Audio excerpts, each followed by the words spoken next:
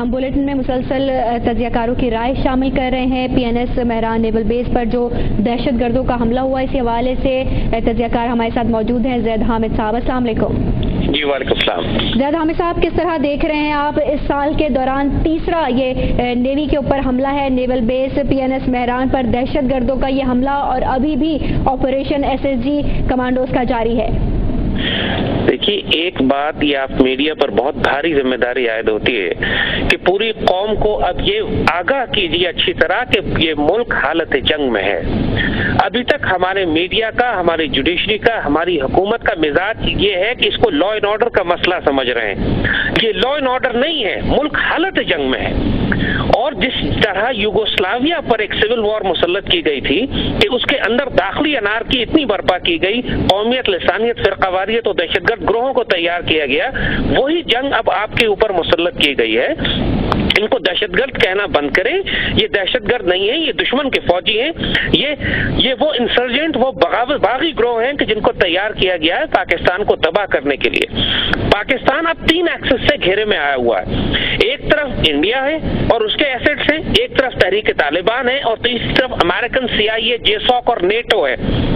Raymond Davis جیسے لوگ جو جوائنٹ اسپیشل آپریشنز کمانڈ کے ہیں، جو CIA کے تحت کام کر رہے ہیں، وہ پاکستان میں انارکی برپا کر رہے ہیں۔ پھر آپ کی طرف انڈین ایلیمنٹس ہیں، چاہے وہ آپ کی سرحد پر ملٹری ایکسرسائز کریں یا پاکستان کے اندر جو دہشت گرد اور سیپریٹسٹ ایلیمنٹس ہیں ان کی مدد کریں، اور تیسری طرف آپ کے پاس تحریک طالبان کے ایسٹس ہیں جو ان کے سب سے ریلائبل ایسٹس ہیں، جو افغانستان سے بیٹھ کر CIA اور را کے لیے پوری پاکستان آرمی کو پاکستان کے مختلف حصوں میں پھنسائے ہوئے ہیں۔ یہ جو کچھ مڈل ایسٹ میں ہو رہا ہے اس وقت، مشرق وسطیٰ میں جو کچھ ہو رہا ہے، یہ اسی کی کڑی ہے جو پاکستان میں اور اب کراچی میں آپ کو نظر آ رہا ہے۔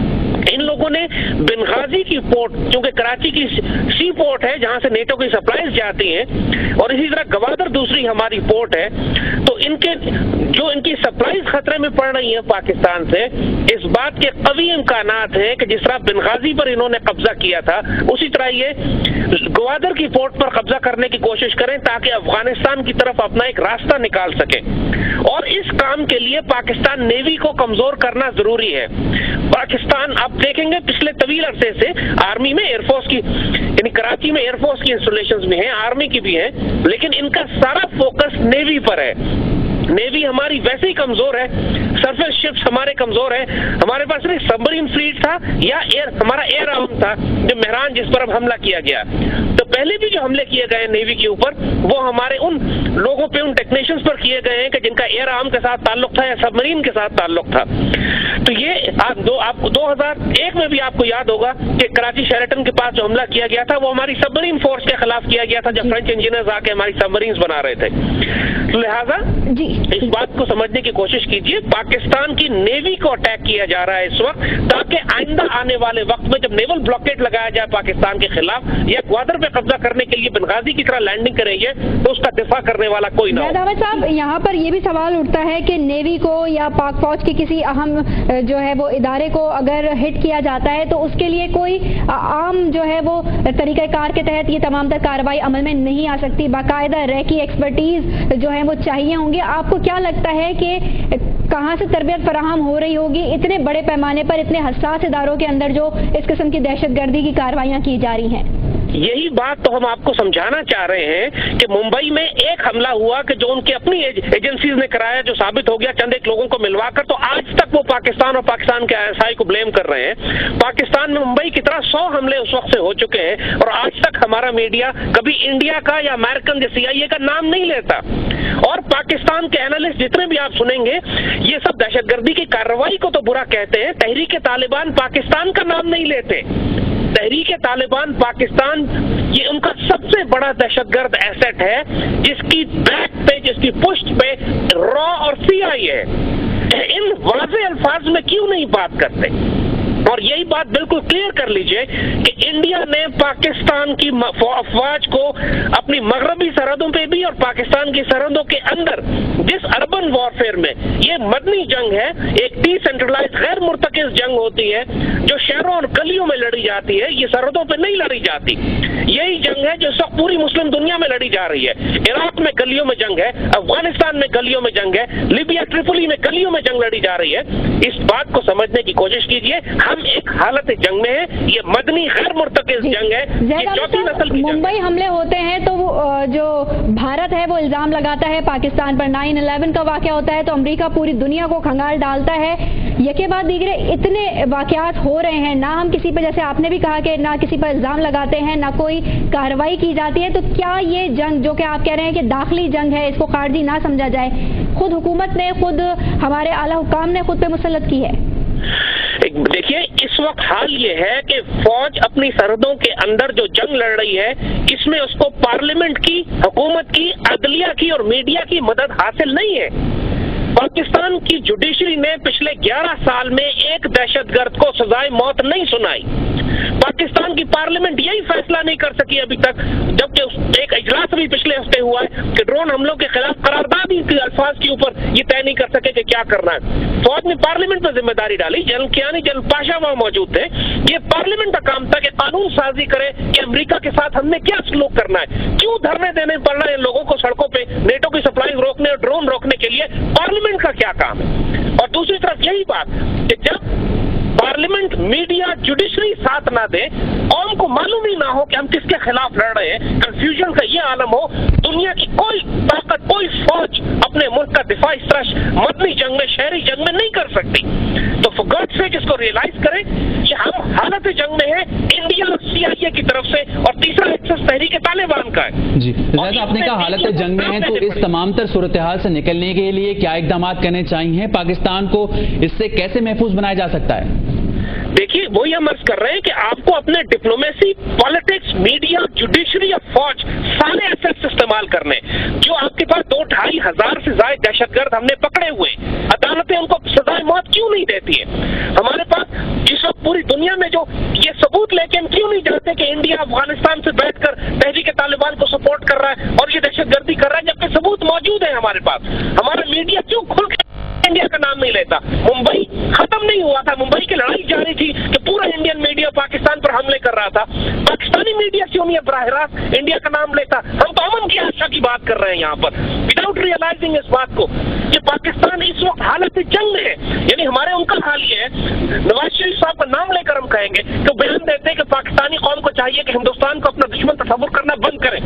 ان کے دماغ میں کوئی خلل واقع ہو گیا ہے، کیسے اس کو دشمن تصور کرنا بند کریں؟ یہ جنگ نہیں دیکھ رہے، یہ کون مسلط کر رہا ہے ہمارے سر پہ اگر انڈیا نہیں کر رہا تو؟ یعنی جب سیاستدانوں کا یہ عالم ہو، پارلیمنٹ کا یہ عالم ہو، میڈیا جو ہے وہ نام لینے پہ تیار نہ ہو تحریک طالبان کا، پھر آپ کس طرح توقع کرتے ہیں؟ پھر انتظار کیجئے کہ اس طرح کے حملے روز ہوں آپ کے اوپر. جی زید حامد صاحب، مختلف فورم پر مختلف تجزیہ کاروں کی جانب سے یہ بارہا آگاہ کیا جاتا رہا ہے، پچھلے 1 سال میں نہیں کئی سالوں سے بولا جاتا رہا ہے کہ را ہے، CIA ہے، موساد ہے جو کہ ایکٹیو ہے پاکستان کے اندر، اور جو افراتفری اس وقت پھیلی ہوئی ہے پاکستان میں، اس کا ایک بہت بڑا سبب یہ ہے. ہماری انٹیلیجنس ایجنسیز کی اگر بات کی جائے تو دنیا کی چند بہترین انٹیلیجنس ایجنسیز میں ان کا شمار ہوتا ہے. کیا وہ آئیڈینٹیفائی نہیں کر پا رہی، یا کیا وجوہات ہیں جن کی بنا پر یہ جو ایجنسیز کام کر رہی ہیں پاکستان میں وہ اتنی اسٹرانگ ہوتی جا رہی ہیں؟ آپ یہی بات تو ہم آپ سے کہہ رہے ہیں. بات کراچی کے ٹارگٹ کلنگ کی ہو تو کراچی کے ٹارگٹ کلرز پکڑے ہیں آپ نے، جنہوں نے منہ سے ایکنالج کیا ہے کہ ہم اس سیاسی جماعت کا حصہ ہیں اور ہم انڈیا جا کے ٹرین کر کے تربیت لے کر آئے ہیں. اس وقت پکڑے ہوئے ہیں، یوٹیوب انٹرویوز ان کے موجود ہیں، جوائنٹ انٹروگیشن ٹیم نے ان کو گرفتار کیا ہے. لیکن بات یہی ہے کہ پکڑے جانے کے بعد سیاسی دباؤ اور عدلیہ اتنے خوف میں ہوتی ہے کہ ان کو سزا نہیں سناتی. اسی طرح ہزاروں دہشت گرد پکڑے ہوئے ہیں آپ نے، گرفتار کیے ہوئے ہیں، وہ منہ سے ایکنالج کر رہے ہیں. خود رحمان ملک صاحب کہتے ہیں کہ ہم نے اتنے خود کش حملہ آور پکڑے لیکن عدلیہ نے ان کو بری کر دیا. عدلیہ کہتی ہے رحمان ملک صاحب نے ثبوت اور گواہ پیش نہیں کیے. میریٹ کی بامبنگ میں 237 گواہ پیش کیے گئے دہشت گردوں کے خلاف, ایک گواہ پیش نہیں ہوا عدالت میں. میریٹ کے خود کش حملہ آور بری کر دیے گئے عدالت کی طرف سے. جب پولیس پروسیکیوٹ نہ کرے, عدالت فیصلے نہ کرے, تو پھر فوج کس طرح جنگ لڑے گی؟ اور پھر جب کہا جاتا ہے کہ فوجی عدالتیں بنائے تو اس وقت سول حکومت اور عدلیہ اس کی مخالفت کرتے ہیں. اس بات کو سمجھ نہیں رہے کہ ہم حالت جنگ میں ہیں. سول عدالتی نظام کولیپس کر چکا ہے. آپ کو فوجی عدالتیں چاہیے جہاں پہ آپ ان دہشت گردوں کو سزا دیں. ایک طرف آپ ابھی تک اس کو لا اینڈ آرڈر کا مسئلہ سمجھ رہے ہیں. یہ لا اینڈ آرڈر نہیں ہے, یہ سویلین ادارے نہیں کام کر سکتے. فار گاڈ سیک اس کو ریئلائز کریں. نہ جوڈیشری کام کر سکتی ہے سول, نہ پولیس کام کر سکتی ہے. ان دہشت گردوں کو قصاص میں جب تک آپ فوج کے حوالے کر کے ملٹری کورٹس کے ذریعے سزا نہیں دیں گے یہ حملے ہوتے رہیں گے. یہ وجہ ہے فیلئر کی آپ کے. جی تو زید حامد صاحب, جیسے کہ آپ نے مشورہ دیا کہ اس وقت جو افراتفری پھیلی ہوئی ہے صرف ملٹری کورٹس ہی اس کا حل ہے, کہ جیسے جوڈیشری کے اوپر الزام دیا جاتا ہے, بری کر دیا جاتا ہے. جوڈیشری یہ کہتی ہے کہ وزیر داخلہ رحمان ملک کی جانب سے دہشت گردوں کے خلاف واضح ثبوت نہیں دیے جا سکتے. آپ کو لگتا ہے کہ ملٹری کورٹس میں اگر یہ مقدمے پہنچائے جاتے ہیں تو وہاں پر جو ہے وہ صحیح طور یہ مقدمات حل ہو سکیں گے اور دہشت گردوں کو سزا بھی ملے گی؟ دیکھیے, جب ہزاروں لوگ آپ نے پکڑے جو منہ سے بیان کر رہے ہیں کہ ہم انڈیا سے ٹریننگ کر کے آئے ہیں, خود کچھ جیکٹ کے ساتھ پکڑے گئے ہیں, ثبوت ڈاکومنٹڈ اور رپورٹڈ اویلیبل ہے, جوائنٹ انٹروگیشن ٹیم نے ان سے سوال کیا ہے, کوئی ایک فرد کی بات نہیں ہے, تو ایسے لوگوں کو اللہ کا حکم بھی یہی ہے, پاکستان کا قانون بھی یہی ہے, ان کو سولی کیوں نہیں چڑھاتے ہیں آپ؟ Why don't you put fear of God into their heart for God sake? جب تک آپ قانون نافذ نہیں کریں گے, قانون کو نافذ کریں, چاہے ہماری اینٹی ٹیررسٹ کورٹس کریں یا ہماری فوجی عدالتیں کریں. اور صرف یہ کافی نہیں ہے, جیسے ہم نے کہا یہ ایک ایسی جنگ ہے, ہمہ جہتی جنگ ہے, جس میں میڈیا کو, جس میں عدلیہ کو, جس میں پارلیمنٹ کو اپنا کردار ادا کرنا ہے. صرف ملٹری ٹرائلز کرنے سے ایک مسئلہ ایک حد تک حل تو ہوگا, لیکن آپ کو ان تمام دہشت گرد ملکوں کو بھی سامنے لانا ہے جو اس دہشت گردی کی پشت پناہی کر رہے ہیں. اس کے لیے اور بھی چیز ہم نے دیکھی, کوئی بھی معاملہ ہو, چاہے وہ ریمنڈ ڈیوس کا معاملہ ہو یا CIA اہلکاروں کی, دیگر CIA اہلکاروں کی پاکستان میں موجودگی, یا پھر اور جو واقعات ہمارے سامنے آئے ہیں, ایک دوسرے کے اوپر خاص طور پہ اسامہ بن لادن کا جو واقعہ ہوا, حکومت نے فوج نے حکومت کو ذمہ دار ٹھہرایا. آپس میں ایک دوسرے کو ذمہ دار ٹھہرانا, کیا یہ صحیح عمل ہے؟ نہ کہ جو ارد گرد سے بیرونی قوتیں ہیں جو کہ پاکستان کو مسلسل کمزور کر رہی ہیں, آئیڈینٹیفائی تو یقینی طور پر انہیں بآسانی کیا جا سکتا ہے, ایکشن لیے جانے کی بھی کمی ہے. یہی ہم آپ سے عرض کر رہے ہیں کہ اگر آپ ہم سے ذاتی رائے لیتے ہیں تو ہم بڑی صاف بات کریں گے کہ یہ حکومت وقت جو ہے یہ مسائل کا حل نہیں ہے, مسائل کا حصہ ہے. ان سے زیادہ انکمپٹنٹ اور کرپٹ حکومت ہماری تاریخ میں نہیں آئی, اور بے حیائی اور بے شرمی کا عالم یہ ہے کہ پورا ملک تباہ برباد ہو کے رہ گیا. ان میں سے کسی ایک بے شرم نے کبھی استعفیٰ نہیں دیا اس وجہ سے کہ یہ ناکام ہوئے پالیسی بنانے میں, قانون سازی میں, اپنے انٹرنیشنل ریلیشنز میں, ڈپلومیسی اور پالیٹکس میں. پارلیمنٹ کا کیا کام ہے؟ کیوں ابھی تک پارلیمنٹ ڈیلیور نہیں کر رہی ہے؟ کیوں پارلیمنٹ نے اب تک قانون نہیں بنایا کہ امریکہ اور نیٹو کے ساتھ اور CIA کے ساتھ ہم کیا تعلقات رکھیں گے؟ کیوں ہم کو دھرنے دینے پڑ رہے ہیں اور ہمیں یہ کہنا پڑ رہا ہے کہ ملٹری کورٹس بنائی جائیں؟ جو حکومت وقت کا کام ہے, اگر حکومت وقت کام نہ کرے پھر آپ کو ایمرجنسی سولوشنز اور اس قسم کی حالت جنگ اپنی سڑکوں پہ دیکھنی پڑتی ہے. اور یہ حکومت مکمل فیل ہو چکی ہے, نہ اکانومی چلا سکتی ہے, نہ لا اینڈ آرڈر درست کر سکتی ہے ہمارا, نہ ہماری عزت اور آبرو کی حفاظت کر سکتی ہے. یہ حکومت اب تبدیل کر سپریم کورٹ کو اس حکومت کو ڈسکوالیفائی کرنا پڑے گا اس بنیاد پہ کہ نااہل ہو چکی ہے. اور پھر آپ کو کیئر ٹیکرز چاہیے, آپ کو پیٹریوٹک کیئر ٹیکرز چاہیے. اس صورتحال میں آپ الیکشن نہیں کرا سکتے. آپ ایک کمپریہنسو سولوشن لے کر آئیں گے, اگر نہیں لے کر آتے تو اس طرح کے حملے روز ہوں گے. ایڈوانٹیج دہشت گردوں کے ہاتھ میں. آپ جو مرضی کہتے رہے میڈیا کے سیکیورٹی لیپس ہو گیا, ہائی سیکیورٹی ایریا میں دہشت گرد کیسے گھس گئے, ہمیشہ جو سرپرائز اٹیک کرتا ہے اس کو ایڈوانٹیج ہوتا ہے. ہم پورے ملک کے اندر بیریکیڈ لگا کے نہیں بیٹھ سکتے, ہم کو پرو ایکٹیو ہونا پڑے گا. ہمیں انہیں افغانستان جا کے مارنا ہوگا, ہمیں انہیں انڈیا جا کے مارنا ہوگا, ہمیں ڈپلومیسی میں مارنا ہوگا. ایسا آپ یہ کہہ رہے ہیں کہ ہمیں دوسرے ملکوں تک اپنی یہ جو جنگ ہے اس کو پہنچانا ہوگا, ہمیں آئیڈینٹیفائی کر کے ان کو نکالنا ہوگا, مارنا ہوگا. ہمارے ملک میں یہ دہشت گرد کھلے عام گھوم رہے ہیں, ہم ان کے خلاف تو کچھ کر نہیں پاتے. یہی ہم عرض کر رہے ہیں آپ سو کا, یہ ہمہ جہتی جنگ ہے. عدالت کے ذریعے, ملٹری کورٹس کے ذریعے, میڈیا کے ذریعے, پالیٹکس کے ذریعے, ڈپلومیسی کے ذریعے ان کو مارنے کا مطلب یہی ہے کہ ہر ایکسس پہ آپ ان کا مقابلہ کریں. پاکستانی میڈیا کو بھی اپنی سمت کا اندازہ نہیں ہے. پارلیمنٹ لٹرلی آوارہ ہوئی پڑی ہوئی ہے, اس کو معلوم ہی نہیں کہ ہم نے کیا قانون سازی کرنی ہے اور سارا دباؤ فوج پر آیا ہوا ہے، ریئیکٹو سیکورٹی فورسز پہ آیا ہوا ہے جو اپنی سرحدوں کے اندر ایک ریئیکٹو جنگ لڑ رہے ہیں جس میں ایڈوانٹیج دہشت گردوں کو ہے۔ تو گاڈ سے اس بات کو سمجھنے کی کوشش کیجئے، اس طرح ہم 10 سال اور لڑتے رہیں گے تو روز ہمیں یہ چوٹیں لگیں گی، ہم ان کا مقابلہ نہیں کر سکیں گے۔ جی بہت بہت شکریہ زید حامد صاحب، اپنے ماہرانہ تجزیے سے ہمیں آگاہ کر رہے تھے۔ نیول بیس PNS میران پر دہشت گردوں کا حملہ اور